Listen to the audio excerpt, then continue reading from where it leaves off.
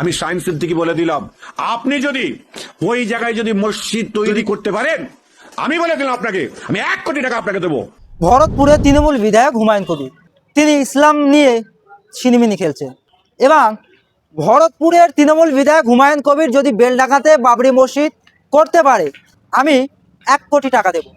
আর এই কথা আমি বলছি না, এই কথা বলছেন ফুরফুরা দরবার শরীফের পীরজাদা শাহিম সিদ্দিকী। আপনারা জানেন বেশ কিছুদিন আগে ফুরফুরা শরীফের পীরজাদা শাহিম সিদ্দিকী তিনি সোশ্যাল মিডিয়ার মাধ্যমে হুমায়ুন কবিরকে চ্যালেঞ্জ করেছিলেন যে বেলডাঙাতে যদি হুমায়ুন কবির বাবরি মসজিদ করতে পারে, শিলান্যাস করতে পারে, হুমায়ুন কবিরকে 1 কোটি টাকা দেবেন বলে জানিয়েছেন শাহিম সিদ্দিকী। এবারে বেলডাঙ্গার মানুষ রীতিমতো, যারা রেজিনগরের মানুষ, বেলডাঙ্গার মানুষ, মুর্শিদাবাদের মানুষ, তারাও তার সাথে সাথে এবারে প্রশ্ন তুলছেন, সত্যি কি এবারে ফুরফুরা শরীফের পীরজাদা শাহিম সিদ্দিকী তিনি বাবরি মসজিদ নির্মাণ করার জন্য 1 কোটি টাকা দেবেন, নাকি শাহিম সিদ্দিকী সোশ্যাল মিডিয়া এসে বাজার গরম করলেন, নাকি ভাওতা দিলেন? এই জবাব কিন্তু আজকে চাইছে মুর্শিদাবাদ এবং বেলডাঙ্গার মানুষ। বিশিষ্ট সমাজসেবী তিনি কি বলছেন ফুরফুরা দরবার শরীফের পীরজাদা শাহিম সিদ্দিকীর উদ্দেশ্যে শোনাবো আপনাদের। উনি শাহিম সিদ্দিকী, পীরজাদা শাহিম সিদ্দিকী। পীরজাদা শাহিম সিদ্দিকী, আপনাকে বলছি, এই মুর্শিদাবাদ জেলা রেজিনগর থেকে আমি বাবু মোল্লা আপনাকে বলছি, আপনি কটাক্ষ করে বলেছেন কি করানো বলেছেন আমি জানি না, আপনি 1 কোটি টাকা দিব বলেছেন। আবার এটাও বলেছেন যে হুমায়ুন কবির নাকি মুসলিমদের ক্ষতি করছে, এই বাবরি মসজিদ করে নাকি ক্ষতি করছেন, এবং উত্তর জনাব প্রভাগ সাম্প্রদায়িক কিছু বলছে, এই ধরনের কথা বলছে। জানি না উনি 1 কোটি টাকা কিভাবে দিব বলেছে। তা হুমায়ুন কবির তো আজকে শিলান্যাস করে দিল, আর আমরা মুর্শিদাবাদের মানুষ, আমরা রেজিনগর বেলডাঙ্গার মানুষ হুমায়ুন কবিরের পাশে সাথে থেকে বাবরি মসজিদ করবো ইনশাল্লাহ। শাহিম সিদ্দিকী, আপনি 1 কোটি টাকা দিবেন তো, না চিটিংগিরি করবেন, না ভুয়ো বলছেন? আপনাকে প্রশ্ন করছি, এই রেজিনগর থেকে আমি বাবু মোল্লা। শাহিম সিদ্দিকী, আপনি কোথায় আছেন শুনুন, আপনাকে কিন্তু 1 কোটি টাকা দিতে হবে। আর আপনি যদি 1 কোটি টাকা না দেন, তাহলে জানবো আপনি একটা চিটিংবাজ, ধাপ্পাবাজ, আপনি আর টিএমসির দালালি করছেন। আমি জানি না উনি কটাক্ষ করে বলছেন না সত্যি সত্যি 1 কোটি টাকা দিব বলেছেন, আমি জানি না। যদি কটাক্ষ করে বলে থাকেন, জানি উনি তো টাকা দেবেন না। আর যদি সত্যি সত্যি বাবরি মসজিদকে ভালোবেসে, ইসলামের জন্য, মসজিদের স্বার্থে যদি উনি টাকা দেন, তাহলে উনাকে 1 কোটি টাকা দিতেই হবে, কারণ উনি তো কথা দিয়েছে। আর পীরজাদারা কখনো মিথ্যা কথা বলে না, পীরজাদাদের একটা সম্মান আছে, পীরজাদাদের আলাদা একটা সম্মান ঐতিহ্য আছে বাংলায়। আমি মুর্শিদাবাদ থেকে বাবু মোল্লা বলছি, আপনি দেখুন, আপনি নিজে বলেছেন, গোটা বাংলার মানুষ কিন্তু দেখেছে, আপনি কটাক্ষ করে বলেছেন না কি করে বলেছেন জানি না, 1 কোটি টাকা, কিন্তু আপনাকে 1 কোটি টাকা দিতে হবে। 1 কোটি টাকার শব্দ আপনি করেছেন। হুমায়ুন কবির যদি বাবরি মসজিদ করতে পারে, তাহলে 1 কোটি টাকা দেবো। শাহিম সিদ্দিকী, আপনাকে বলছি, আপনি 1 কোটি টাকা কবে দিবেন বলুন। দেখুন, বাংলায় থেকে শুরু করে গোটা বিশ্বের মানুষ যেভাবে হুমায়ুন কবিরের পাশে দাঁড়িয়েছে এবং বাবরি মসজিদের পাশে দাঁড়িয়েছে, তাতে টাকার অভাব হবে না ইনশাল্লাহ। কিন্তু ওই আমরা দেখলাম একজনে নাকি 80 কোটি টাকা দেবে বলে দাবি করছে হুমায়ুন কবির, আর স্টেজে দাঁড়িয়ে একজনে 1 কোটি টাকা দিলেন। তাহলে উনি দাবি করছেন আর এরা দিয়ে তারপরে মানে ক্যামেরার সামনেও আসেন, এই বিষয়টা কিভাবে দেখছেন? দেখুন, যে দাতা হয় সে কিন্তু এমনি দেয়। আর যিনি শাহিম সিদ্দিকী যেটা বলেছে, উনি তো মনে হচ্ছে যেন কটাক্ষ করে বলেছে, তা নাহলে তো উনি আসতেন, এসে তো টাকা দিতেন। হুমায়ুন কবির তো সবাই অনেক লোককেই আসার জন্য বলেছে, তাহলে ওনারা কিভাবে বলেছে জানি না।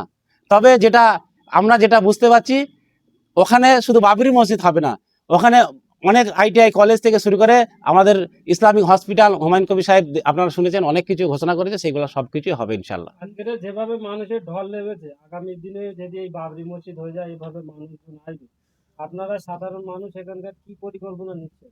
দেখুন, আমাদের রেজিনগর, বেলডাঙ্গা এবং পার্শ্ববর্তী কিছু এলাকার অত্যন্ত সুখবর, কারণ বাবরি মসজিদ হলে এই জায়গাতে সারা বিশ্ব থেকে লোক আসবে। সারা বিশ্ব থেকে, শুধু বাংলার মানুষ নয়, শুধু ভারতবর্ষের মানুষ নয়, গোটা বিশ্ব থেকে এখানে লোক আসবে এবং এখানকার ঐতিহ্য পাল্টিয়ে যাবে ইনশাল্লাহ। তাদেরকে পরিষেবা কিভাবে দেবেন, যেহেতু সারা পৃথিবীর মানুষ আসবে? দেখুন, পরিষেবা দেওয়ার ব্যবস্থা করতে হবে, কারণ সেখানকার মানুষ বাইরে থেকে যারা আসবে তারা কিভাবে আসবে। আর হুমায়ুন কবির সাহেব তো বলেছেন, উনি অনেক কিছু পরিকল্পনা ওনার এখানে আছে, এবং সেইখানে আমরা এলাকার মানুষ সকলে মিলে কাঁধে কাঁধ মিলিয়ে, যাতে করে বাইরেকার মানুষদের সম্মান হয়, অসম্মান যাতে না হয়, সেই দিকে আমরা লক্ষ্য রাখবো ইনশাআল্লাহ। আমন্ত্রণ জানাচ্ছি তাদের। হ্যাঁ, আমরা সাধারণ সকলকে আমন্ত্রণ জানাচ্ছি, আপনারা আসুন এবং আপনারা মুর্শিদাবাদ জেলাকে দেখুন। মুর্শিদাবাদের মধ্যে একজন হুমায়ুন কবির, যে বাবরের ছেলের নাম ছিল হুমায়ুন কবির, সেই হুমায়ুন কবির বাবরি মসজিদ বানাচ্ছে। আপনারা সকলে আসুন এবং এসে পরিদর্শন করে যাবেন। হুমায়ুন কবির কি আগামী দিনে বাংলার পথ দেখাবে বলে মনে করছেন? একদম। দেখুন, সবাই বলছে ওনাকে তো দল থেকে বাদ দিয়েছে, কি হবে। আমরা রেজিনগরের মানুষ ওনাকে জিতিয়ে পাঠিয়ে দেবো। উনি যদি ভোটে দাঁড়ায় আমরা রেজিনগরের মানুষ ওনাকে জিতিয়ে এমএলএ করে বিধানসভায় পাঠাবো ইনশাল্লাহ। শাসক দলের নেতারা যারা এমএলএরা যারা আছে তারা বলছে যে দিদির ফটো ছাড়া হুমায়ুন কবির কিছু নেই। দেখুন দিদুর ফটো ছাড়া হুমায়ুন কবির কিছু না, এটা তো আলাদা। ভাঙড়তে আইএসএফ থেকে তো আমাদের আব্বাস এই নওশাদ সিদ্দিকী ভাই জিতেছে, তাহলে কি উনি দিদির ফটো নিয়ে জিতেছে? উনি তো দিদির ফটো নিয়ে জিতেনি। তাহলে সেরকম হুমায়ুন কবিরও জিতবে। হুমায়ুন কবিরকে মুর্শিদাবাদের মানুষ কোনায় কোনায়, পাড়ায় পাড়ায়, গ্রামে গ্রামে, ঘরে ঘরে হুমায়ুন কবিরের নাম জানে এবং হুমায়ুন কবিরকে মানুষ চিনে জানে, তাই হুমায়ুন কবিরকেই চাই। এখানে দিদি কোনো ফ্যাক্টর নয়। আমার তো মনে হয় 20টা বিধানসভার মধ্যে 20টাতেই হারবে বিধানসভায় হুমায়ুন টিএমসি। নওশাদকে আপনি কি ব্যক্তিগতভাবে ভালোবাসেন?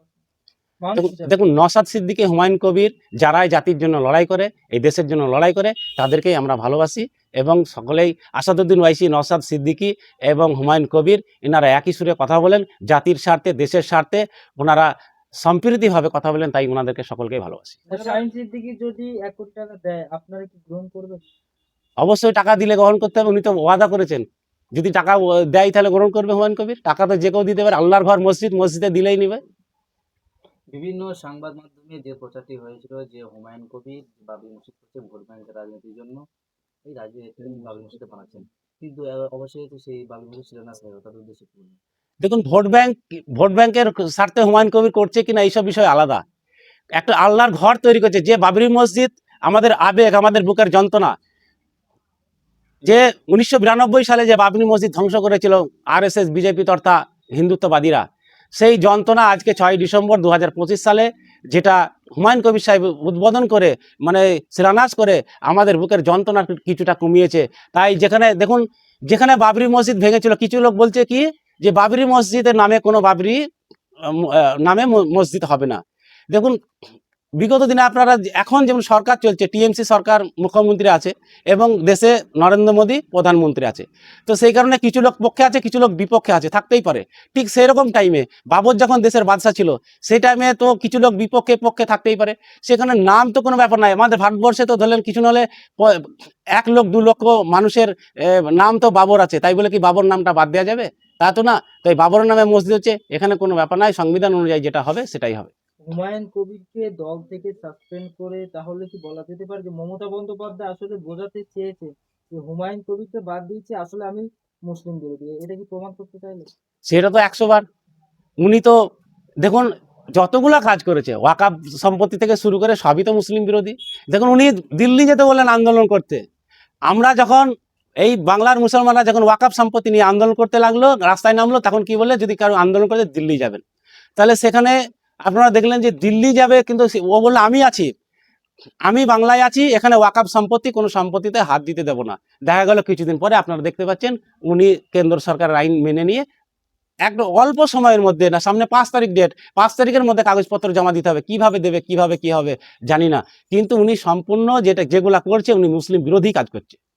বাবরি মসজিদ মুর্শিদাবাদ জেলায় একটা ইতিহাস তৈরি হয়ে গেল সারা বিশ্বের কাছে, যে হুমায়ুন কবির একটা ব্যান্ড, হুমায়ুন কবির একটা লড়াকু সৈনিক, উনি মুর্শিদাবাদ জেলায় এই রেজিনগর বেলডাঙ্গার মিডিল পয়েন্টে বাবরি মসজিদ শিলান্যাস করে একটা ইতিহাস তৈরি করে দিলেন।